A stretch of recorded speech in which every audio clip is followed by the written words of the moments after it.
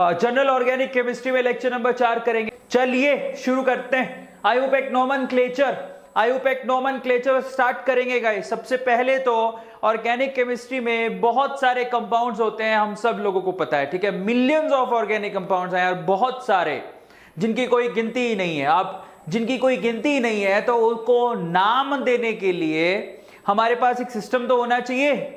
सही बात है कि नहीं? सही बात है। उनको आइडेंटिफाई कैसे करोगे? कोई नाम ही नहीं होगा तो। बात समझ रहे हो कि नहीं समझ रहे हो?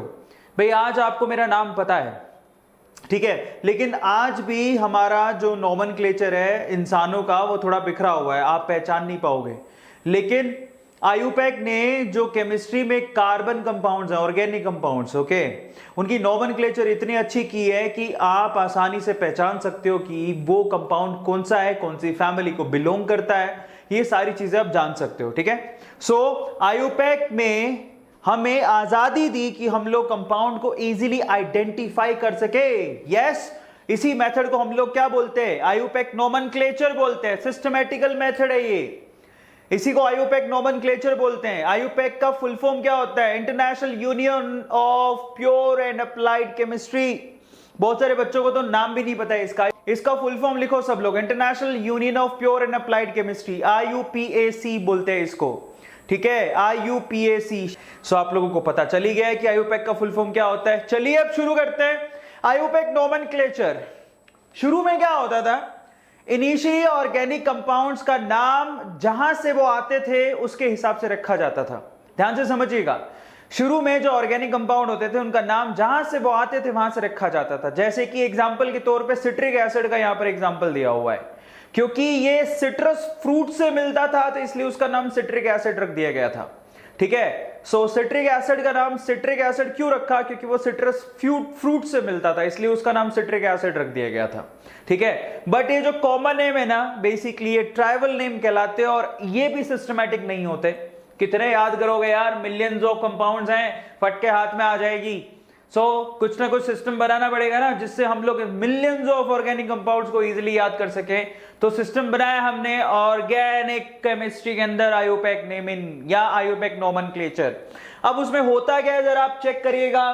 Late us suppose we have a example over here. एक एग्जांपल आपको दिया हुआ है, जरा आप चेक करिए। अब इस एग्जांपल में सबसे पहले तो आप पहचानना सीखिए। सबसे पहले तो ये जो लंबी सी आपको चेन यहां पर दिखाई दे रही है, जिसको हम लोग सेलेक्ट करते हैं, रूल्स क्या है मैं आपको बताऊंगा, but this is called parental chain. इसको पेरेंट चेन कहा जाता है। क्या जाता है? जिसको हम लोग एक लंबी सी चेन जिसको हम लोग सेलेक्ट करते हैं उसको हम लोग पेरेंट चेन कहते हैं। अब सेलेक्ट करने के बाद जो बच जाता है, जो कार्बन के हुक्स या चेन्स बच जाती हैं, उनको हम लोग ब्रांचेस कहते हैं। और कार्बन और हाइड्रोजन के अलावा आपको जो दिखाई देता है उनको हम लोग फंक्शनल ग्रुप कहते हैं। जैसे कि यहां पर ये OH और यहां पर ये BRA फंक्शनल ग्रुप है। तो आपको ध्यान रखना है, इस तरह से हम इसको डिवाइड करके पढ़ते हैं, पेरेंट चेन, देन ब्रांच, और उसके बाद हमारे पास फंक्शनल ग्रुप। तो यहां पर आयुपेक नोमेनक्लेचर को अब हम लोग स्टार्ट कर रहे हैं। रूल्स एंड रेगुलेशंस को आपको ध्यान से लिखना है ताकि आप अच्छे से नेमिंग कर सको। तो टोटल 4 चीजों की हमें नाम लिखने के लिए जरूरत होती है। सबसे पहले तो प्रीफिक्स, जिसको हम लोग बोलते हैं सब्स्टिट्यूएंट्स। क्या बोलते हैं? These are also called substituents. फिर उसके बाद होता है word root, number of carbon atom कितने हैं, ओके। उसके बाद होता है प्राइमरी सफिक्स। यहां पर हम लोग सैचुरेशन के बारे में बात करते हैं कि सैचुरेटेड है कार्बन चेन या अनसैचुरेटेड है।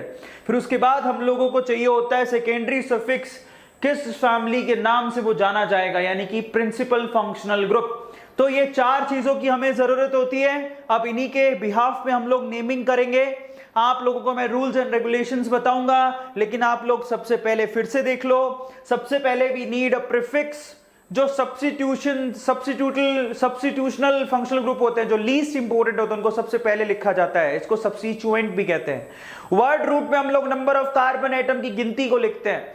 प्राइमरी सफिक्स में हम लोग ये बताते हैं कि भैया वो एल्केन है, एल्कीन है या एल्काइन है। और सेकेंडरी सफिक्स में हम लोग ये बताते हैं कि उसमें कोई फंक्शन ग्रुप तो नहीं है। मेन फंक्शन ग्रुप कौन सा है उसके बारे में डिटेलिंग की जाती है। तो ये 4 चीजों की हमें जरूरत रहती है, ठीक है, फंडामेंटली। और अगर 4 चीज आप जान गए हो तो आप आसानी से नाम लिख सकते हो। कैसे लिखते हैं उसके बारे में हम लोग डिस्कशन करेंगे।